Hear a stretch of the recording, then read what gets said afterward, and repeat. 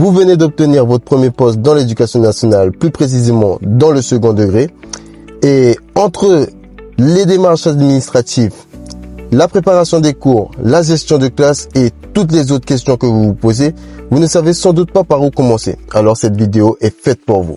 Aujourd'hui, avec mon collègue, nous allons vous partager notre expérience de terrain et répondre aux diverses questions que nous-mêmes nous sommes posées lors de notre première rentrée. Donc on va se retrouver tout à l'heure afin de vous faire une meilleure présentation et dans un meilleur cadre. Allez, ciao ciao. Bien, on se retrouve dans ce nouveau décor et avant de commencer, il nous semblait important de nous présenter rapidement afin que vous sachiez d'où proviennent les réponses aux questions auxquelles nous allons répondre par la suite. Moi, je suis Monsieur Sony, le fondateur de cette chaîne YouTube que j'ai nommée CM Carré, changement de mentalité mathématique, et je suis enseignant en mathématiques depuis 3 ans désormais. J'ai eu l'honneur d'enseigner à la fois au collège et au lycée professionnel. Donc, sans trop tarder, je laisse la parole à mon collègue ici présent qui va se présenter. Alors, je suis Jean-Paul Telusma. Comme mon collègue, je suis enseignant de mathématiques depuis déjà 3 ans révolus. Et différemment de lui, j'ai eu à enseigner que au collège pendant ces 3 ans. Mais cette année, j'aurai la chance d'enseigner à la fois au collège et au lycée général. Donc, je suis très excité à l'idée de pouvoir retrouver mes nouveaux élèves de seconde. Voilà. Donc, on se retrouve tout de suite pour la partie questions-réponses. Let's go! Alors, Sony, on va commencer par la partie administrative puisque c'est souvent les sources de stress avant la rentrée. Mais une fois que l'on sait à quoi s'attendre, ça devient beaucoup plus facile de gérer et de préparer sa rentrée en toute quiétude. En tant qu'expérimenté, j'aimerais que tu partages avec les néocontractuels. Ok, alors, pour la partie administrative, la première chose, lorsque vous recevez votre contrat ou votre avis de contrat, c'est d'envoyer un mail à votre chef d'établissement. Il se peut que vous receviez votre avis de contrat très tardivement, donc que votre chef d'établissement soit déjà en vacances et qu'il vous réponde uniquement en fin d'août. Donc à partir de là, vous ne pourrez rien faire et il faudra juste attendre la pré-rentrée. Ensuite, deuxièmement, la plupart des échanges lorsqu'on est enseignant se passent via la boîte académique. Donc il faudra que vous trouviez votre numen. Le numen, c'est le chef d'établissement qui veut vous le donner. Si vous ne l'avez pas encore, bien évidemment, vous ne l'aurez pas encore parce que vous venez d'arriver dans l'éducation nationale. Et ensuite, pour finir, les questions au niveau du salaire, je pense que ça dépend de si vous êtes affecté au collège ou au lycée. Mais si je devais donner une tranche de salaire à l'heure actuelle, je dirais entre 2100 et 2600. Donc, on va passer à la suite. Let's go. Comment vais-je instaurer le respect et la confiance dès le premier jour? Très bonne question. Je pense que c'est le plus important lorsqu'on commence dans l'enseignement pour que notre année se passe bien. Et je vais laisser mon collègue répondre à cette question. Merci. Je pense que c'est une très bonne question et c'est quelque chose de très très important. Là, les premiers jours sont très très importants parce que c'est là où il faut faire une très bonne impression. Et il faut ne pas perdre le groupe dès les premiers jours. Et la question qui se pose, c'est comment concilier l'autorité et la bienveillance, on va dire. Donc, dans ce moment-là, je pense que il faut déjà commencer par poser le cadre.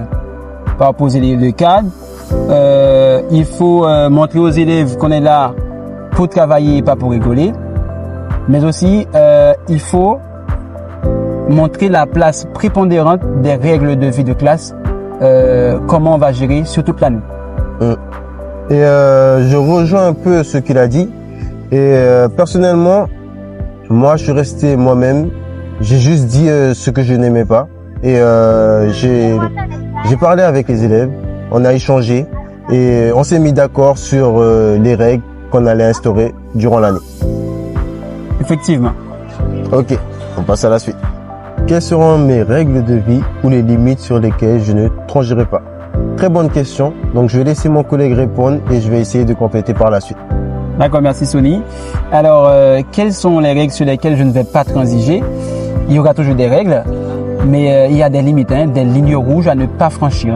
Moi, dans mon cas, j'ai toujours dit que je ne tolérerai pas la violence sous quelle que soit sa forme, que ce soit la violence physique ou la violence verbale. Je ne vais jamais tolérer ça Une fois que ça arrive, j'arrive, j'éteins ce feu-là et on repart sur de nouvelles bases. Voilà.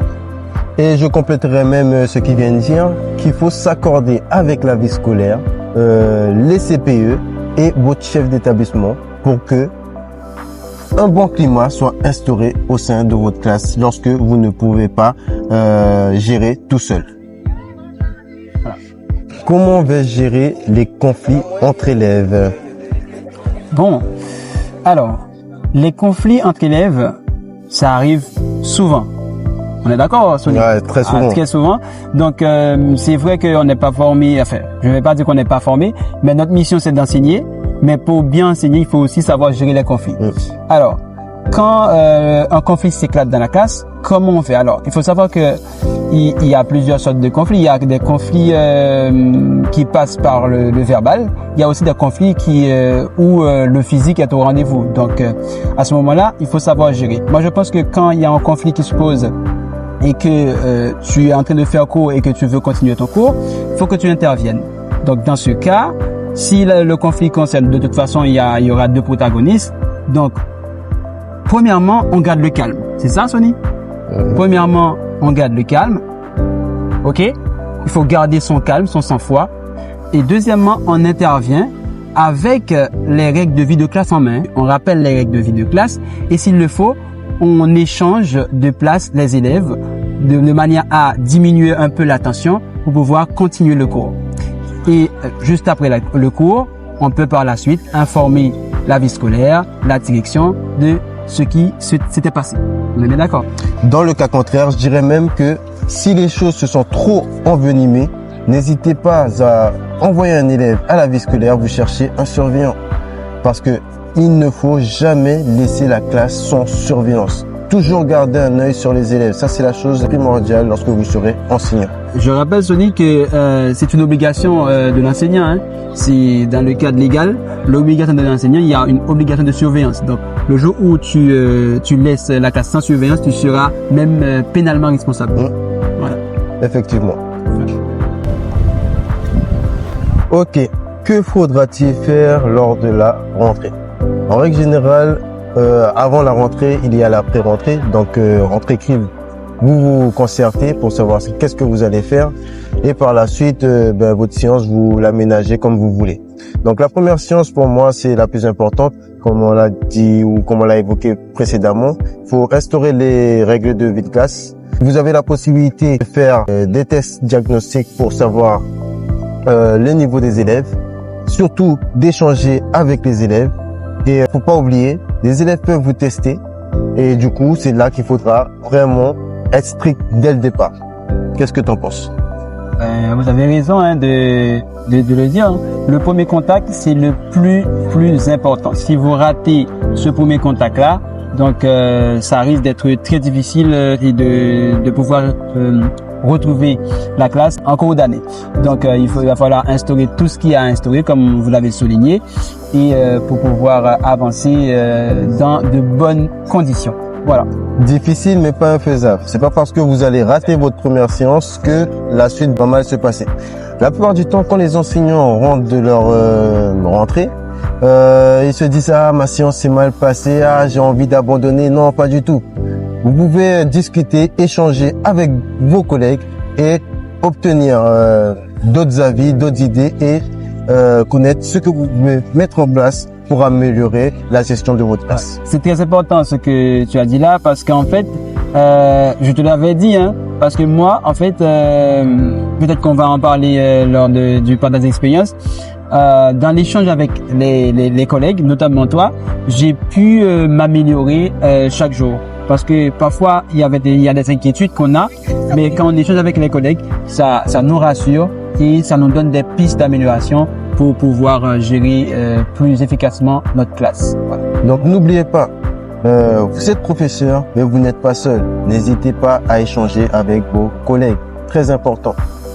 Comment trouver un équilibre entre préparation et vie personnelle? Alors, c'est une très bonne question. Hein. C'est une question, c'est quelque chose qui inquiète beaucoup dans le domaine de l'enseignement. Pour trouver un équilibre entre la préparation et sa vie personnelle. Du coup, moi, dans mon cas, à mon humble avis, hein, un enseignant organisé, c'est un enseignant qui a beaucoup plus de chances de réussir son année parfaitement. Donc, quand on est organisé, ça veut dire que on essaie de prévoir le plus que possible ce qu'on a à faire. La première chose, je parle de l'organisation. Et la deuxième chose, je pense que dans cette organisation, on peut prévoir des créneaux plus ou moins fixes de préparation de cours.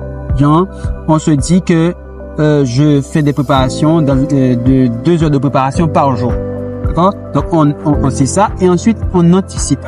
L'anticipation, ça peut réellement nous aider à pouvoir préparer à l'avance des cours, libérer du temps pour soi, pour sa famille, pour les loisirs et autres choses. Je compléterai même ce qu'il vient de dire. Pour pouvoir faire ça, faut savoir que vous avez le bulletin officiel qui vous accompagne. Quand on est enseignant, on pense qu'on est souvent seul et que on se demande souvent, mais qu'est-ce que je vais faire avec les élèves aujourd'hui? En fait, tout est déjà écrit dans le bulletin officiel. Et si vous le lisez, je pense que c'est la première chose à faire. Vous allez trouver les réponses à vos questions et pouvoir préparer votre progression en fonction de la progression commune que vous aurez fait avec vos collègues. Et je vais te poser une question. Où est-ce qu'ils peuvent trouver le bulletin officiel? Alors, le bulletin officiel se trouve sur EduSchool ou tout simplement sur votre académie. Vous tapez bulletin officiel sur un moteur de recherche et vous allez le trouver en fonction de votre discipline. Exactement. Il y a aussi les repères annuels de progression pour le cycle, pour ceux qui sont au collège. Hein. Il y a les repères annuels de progression où ils mettent, par exemple, si tu es en cycle 4, il y a tous les niveaux, hein, 5e, 4e et 3e. Comme ça te donne une idée. C'est un miroir où tu te fixes pour savoir où est-ce que tu vas. C'est même pas un miroir, mais je vais dire c'est un fil conducteur où tu te calques dessus pour voir où est-ce que tu vas et comment tu dois faire. Je rajouterais même que le plus important pour séparer la vie personnelle et la vie professionnelle, c'est de ne pas se laisser déborder. Ok? Donc, par exemple, lorsque vous êtes au travail, lorsque vous avez un petit temps libre, n'hésitez pas à commencer à prendre de l'avance, mais surtout, ne laissez pas le travail s'accumuler et à la dernière minute, à 22h, 23h, vous commencez à préparer votre cours pour la séance prochaine. Par exemple, aujourd'hui, on est lundi. Vous sortez du travail, vous commencez à préparer votre séance pour mardi. Et rebelote, mardi à 23h, vous préparez votre séance pour mercredi. Évidemment, à ce rythme-là, vous allez très rapidement mélanger votre vie personnelle et votre vie professionnelle. Moi, je vous conseille, prenez un petit temps le week-end pour préparer au moins 2 à 3 séances pour la semaine. Et ensuite, chaque jour, vous avancez petit à petit. Comme ça, vous avez déjà de l'avance et vous continuez à ce rythme-là. Et c'est ça qui va vous permettre de garder un bon rythme et de ne plus être épuisé chaque jour. C'est ça. Si une séance dure moins longtemps que prévu, que faire et inversement? Alors, la plupart du temps, on est confronté à ce petit problème. On a préparé une séance, mais quand dans la mise en œuvre, on se rend compte que la séance va durer beaucoup moins longtemps qu'on avait prévu. Dans ce cas, comme enseignant, dans sa trousse, il faut toujours avoir des exercices de secours. Hein, on a des exercices de secours, des exercices qui peuvent mettre les élèves au travail en toute autonomie, ou peut-être, ça dépend du niveau des élèves, leur lancer un petit défi mathématique, une petite énigme. Comme ça, tu demandes à la classe de réfléchir ensemble, de se mettre soit en binôme ou en groupe pour réfléchir et essayer de trouver la solution. Comme ça, les élèves se sentiront impliqués et tranquillement, tu vas pouvoir finir ta séance. Voilà, il y a plein de choses à imaginer, dépendamment de l'enseignant. Voilà. Effectivement, mais surtout, il ne faut pas laisser de blanc parce que les élèves, ils captent ces petits moments où vous n'avez rien d'autre à leur proposer pour profiter et faire autre chose que prévu. Et aussi prévoir, comme il l'a dit, des exercices supplémentaires parce qu'une séance, on ne sait jamais comment ça va se passer. Et je rajouterais même, parfois, on prévoit de faire une séance, mais la séance ne se passe pas du tout comme prévu. Il se peut que vous ayez plein d'élèves absents et peut-être 2, 3 élèves ou 5 élèves maxi présents aujourd'hui. Et du coup, la séance prévue, vous allez devoir la décaler à la séance d'après. Mais avec les élèves présents, peut-être que vous allez commencer à en discuter et faire des approfondissements ou travailler les difficultés déjà présentes auprès de certains élèves. Je pense que il y aura des questions auxquelles on n'aura certainement pas répondu. Du coup, je pense que si vous avez des questions, ça sera l'occasion de les poser en commentaire et aussi ça nous permettra peut-être de faire une autre vidéo par la suite pour pouvoir y répondre. T'en penses quoi? Oui, effectivement, parce que dans une vidéo, on ne pourra pas tout répondre en même temps, et parce qu'il y a la contrainte du temps. Donc, comme tu as dit, dans les questions diverses, on pourra, dans une prochaine vidéo, répondre à certaines questions. Voilà.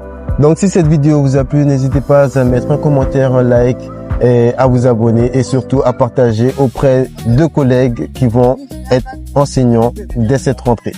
On se retrouvera très certainement, très prochainement dans une prochaine vidéo. Voilà.